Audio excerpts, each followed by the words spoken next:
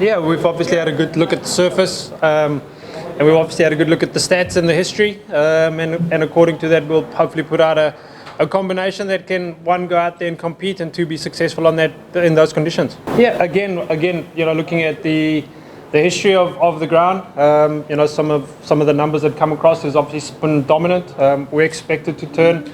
And according to that, we'll obviously have to look at the combinations that we come up with. I think we've picked a squad that came out here with an understanding that could be the combinations that we have to go in here with, and we'll put that all in the mix over the next 24 hours, and hopefully we can win the toss as well tomorrow, and it lines up nicely for where we want to try and go over the next 5 days. I think we're all well aware of that it is going to be a different challenge, and it's just, as Harry's mentioned there, I think it's having that open mind that conditions, it's not always what the ice suits. So whether it's maybe understanding how we can go through those gears a little bit better. I think Bangladesh did that really well in the first test.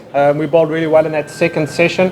They went back into a third gear and got through that period, and then really cashed in at the back end. So I think for us, it's having that intent to look to score, being an understanding that it's got to be at different gears, and hopefully the boys can go out there and be productive over the next 5 days. Yeah, look, the Bangladesh side has grown over a period of time. They've obviously had a bit of a transition, and they've got some quality players that's grown into their roles over a period of time. Mushfiq has obviously been one of those players.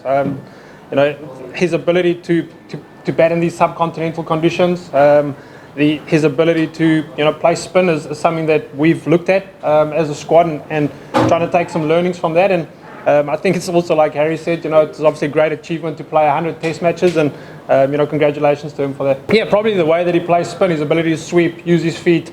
I think an attribute from the Bangladesh side is their ability to really use the crease, the depth of the crease. They move their feet really, really well, and from our perspective, our players don't necessarily grow up playing spin. So just trying to pick up some of those nuances and being able to then go and practice them, and hopefully we can see some of that in the next 5 days. Look, we're preparing the same way that we always do. It doesn't matter who we play. You've heard Harry speak there about trying to level the series. We go into it with the same mindset, and no different into this next 5 days.